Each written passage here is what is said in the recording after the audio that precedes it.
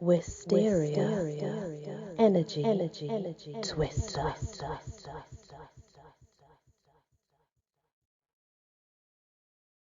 Hello everyone, welcome back to my channel and the Encyclopedia of Fairies. I just want to explain to you guys that when I record these, it's generally about 2 a.m. in the morning because it's the only time where there might be some quiet in the house. Anyway, we are on R, and the first one is Redcaps, a dangerous kind of goblin.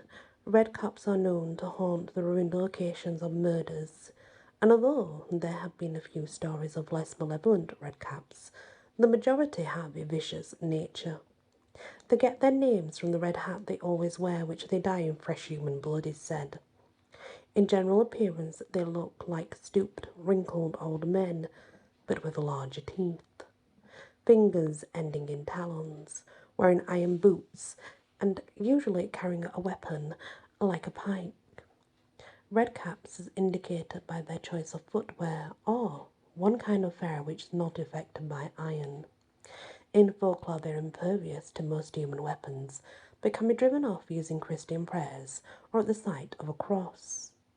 There is one folkloric account of a man who bound a redcap to be his fairy familiar, and the goblin acted to protect him from harm by any weapons.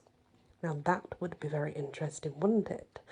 To be able to have that kind of protection. Next is good old Robert Kirk, one of the most well-known authors on the subject of Scottish fairies. Kirk was a Protestant minister in the 17th century Scotland who initially achieved renown for translating the Bible into Gaelic. Serving in Aberfoyle, an area replete with fairy lore, Kirk would later begin writing down the local beliefs and stories in the series of notebooks. Before this project could be finished, however, he became ill, and although a relative helped him by recording his words as Kirk dictated them, the minister would die before he was finished. Kirk's death is surrounded with mystery even today. He collapsed while walking near a fairy knoll, something that he habitually did, and that later led to speculation that he had actually been taken by the fairies, or possibly for his attempts to write about them. After his death, folklore would spring up around Kirk, claiming that he had been taken to serve the fairy queen herself, possibly as a chaplain to the fairies, and a story began circulating that he had appeared to a relative declaring himself a captive in fairy, who could be freed if iron was thrown over his head when he was seen at his posthumous son's christening. This was not done, and Kirk remained in fairy, according to common belief. Kirk's book on Scottish fairies would later be published by Sir Walter Scott in 1815. Although that version had multiple errors, his work would later be republished with the assistance of folklorist Andrew Lang under the title of Secret Commonwealth of Elves, Fauns and Fairies. Kirk's notebooks can be found today in the Edinburgh University Library and National Library of Scotland. An excellent analysis of Kirk's life, work and writing on the Secret Commonwealth was written by Kevin Manwaring, titled The Remarkable Notebooks of Robert Kirk, and can be accessed very easily online. Robin Goodfellow, one of my favourite characters, might I add. An English fairy made famous by Shakespeare's Robin Goodfellow is generally viewed as an individual being more than a type of fairy, although he falls into the general category of hobgoblin. He is a trickster spirit, sometimes malicious, sometimes kind, who could take a variety of forms, including that of a horse. His name may be misunderstood as a generic one. Robin was a nickname for the devil, but also associated with hobgoblins and Goodfellow, maybe either a reference to his sometimes beneficial nature or a euphemism encouraging that sort of response from him. Because he is a shapeshifter, Robin Goodfellow was sometimes confused with or equated to the English Puck, and in later folklore there is a crossover between the two. Shakespeare emphasises this in his play A Midsummer Night's Dream, where Robin Goodfellow is explicitly identified by the name of Puck. There are early 16th century references to Robin Goodfellow misleading travellers, which connects him as well to the Will-o'-the-Wisp and other more helpful tales which seem to connect him to brownies. All of these beings are considered types of hobgoblins.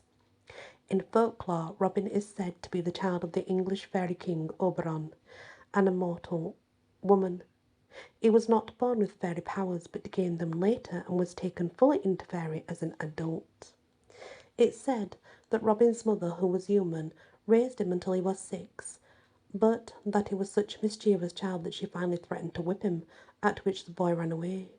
Falling asleep later, he dreamt of fairies and woke up to find a scroll next to him and explained his nature and granted him several powers including shape-shifting. Robin Goodfellow was a popular spirit from England during the 16th and 17th century. In 1636 he appeared in a small book titled Robin Goodfellow, His Mad Pranks and Merry Jests, which details Robin's birth and life as well as some of his adventures.